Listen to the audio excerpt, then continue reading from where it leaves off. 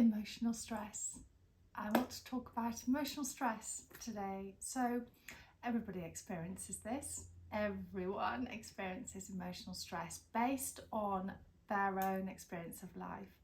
So everyone has a certain amount of trauma and emotional stress that we have acquired throughout our lives.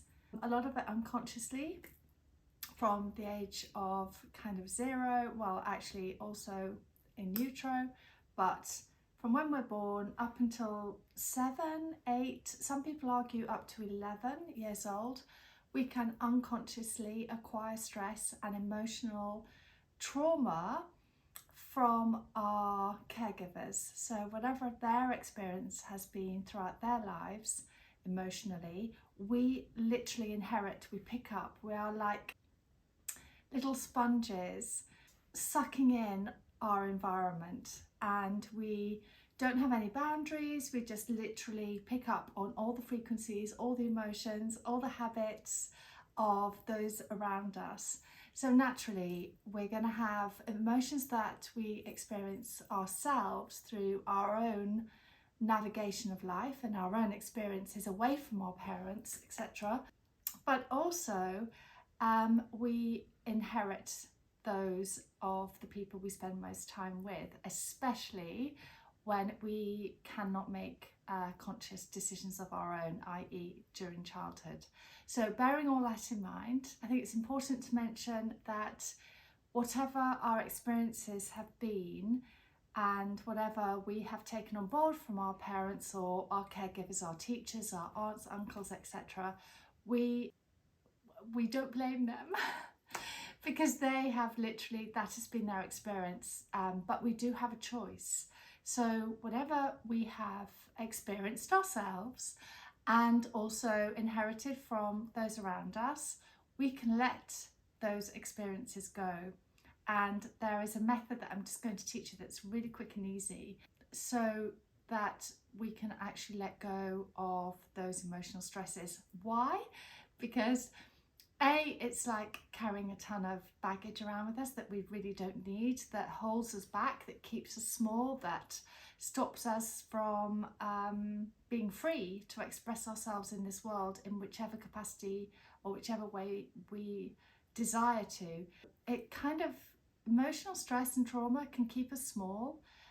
It can have so many different impacts and influences on our life. It can really navigate our path when actually we want to do so by choice, rather than feeling or subconsciously often going down certain routes because of our emotional stuff, rather than being big and bold and stepping into our higher self in this world. So at the root of most physical ailments, most physical problems, many even structural imbalances, but lots of imbalances in the body, dis-ease, symptoms, problems that you may have health-wise, almost always there's an emotional component. So I would invite you all and encourage you all to really take a big hard look at that. Really look into the mirror of your soul, into the mirror of yourselves, and try to identify the areas in your past and present that are triggering you, or that have been a problem that you've taken on board, or that you've had as a major experience in your life that has hurt, upset you, anything that's unhealed really. So yeah, I just want to teach you a tool that will help you to let go of this, and it's really simple, and I'm going to keep it really simple, but it absolutely works, and it just requires you to feel, and that's the most important thing. So identify what you would consider the biggest problem for you, or the biggest hiccup along your journey, and or something that you're experiencing right now that's really big, that's a real emotional stress, and feel it.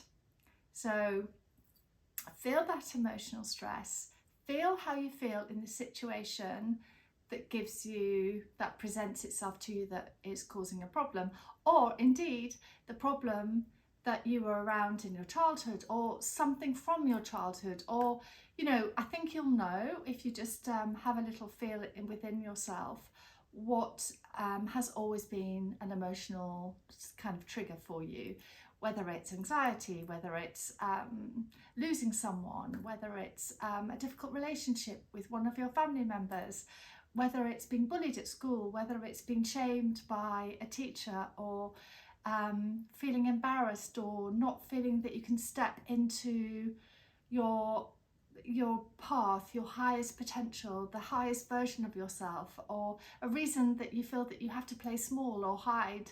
There's so many triggers for so many people, and it's whatever jumps out at you, really. So I would just invite you to find a quiet space on your own. Maybe make it really comfortable and warm, and candles, etc. would be, that may be something that supports you. But otherwise, just, even if you get triggered, say if you're out at a party or out for dinner, you could literally go to the bathroom, pull down the loo seat and sit on the loo and just do this process, just work through this process that I'm going to show you right now. So the essence is this: you feel the trigger, the emotion, the thing that makes you feel uncomfortable, scared, frightened, upset, shamed, etc. And you feel it. So you recall it in your brain, you think about it, then you feel how you feel about or the emotion that you feel. And then you hold these 2 points on your forehead. So it's literally the center of your eyebrows, center of your eyes. It's this kind of a natural dip. They're called ESR points, emotional stress release points, and they release emotion held in the frontal cortex of the brain, which is our emotional stress center. So I would invite you to either hold like this, or just with 2 fingers, or with both, but just hold.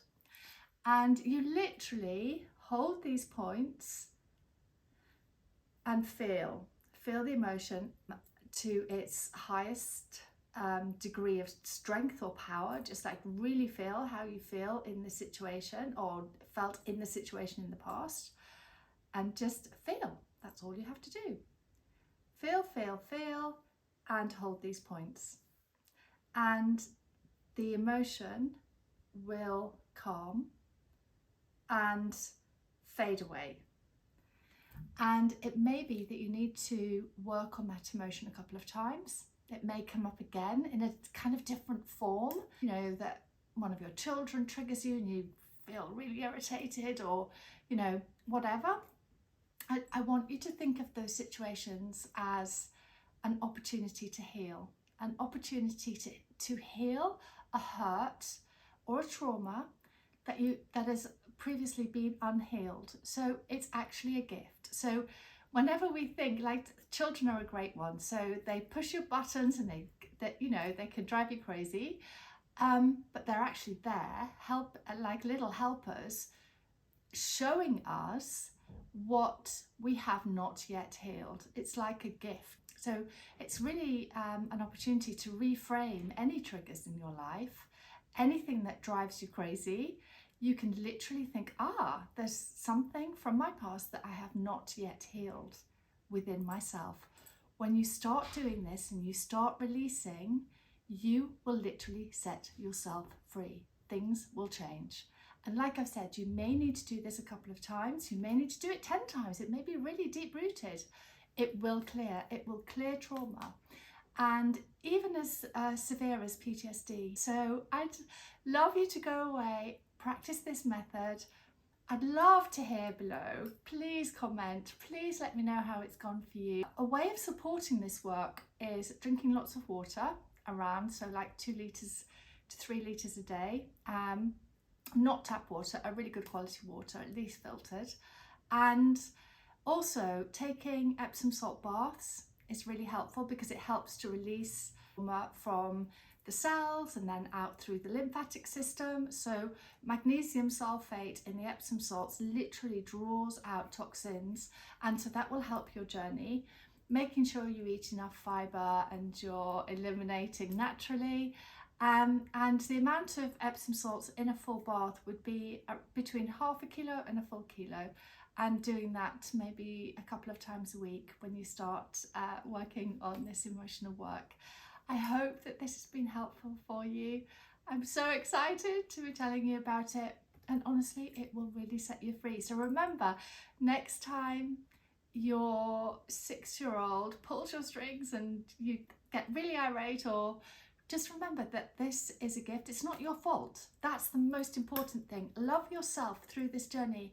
It's not your fault that you get triggered by things. It's just hurt. It's your hurt that you haven't healed yet. So I think in itself, just learning to love yourself through that and feel compassion for little you, who you can't even remember experienced that hurt, how you felt at that time, and letting it go. And you will find that you don't feel triggered. Those things don't affect you anymore. It is such freedom. And then it starts to impact on your physical health, and you start to feel so much healthier physically, and you're not carrying around that ton of trauma, and you have more energy. So yeah, I'd love to hear how it works out for you.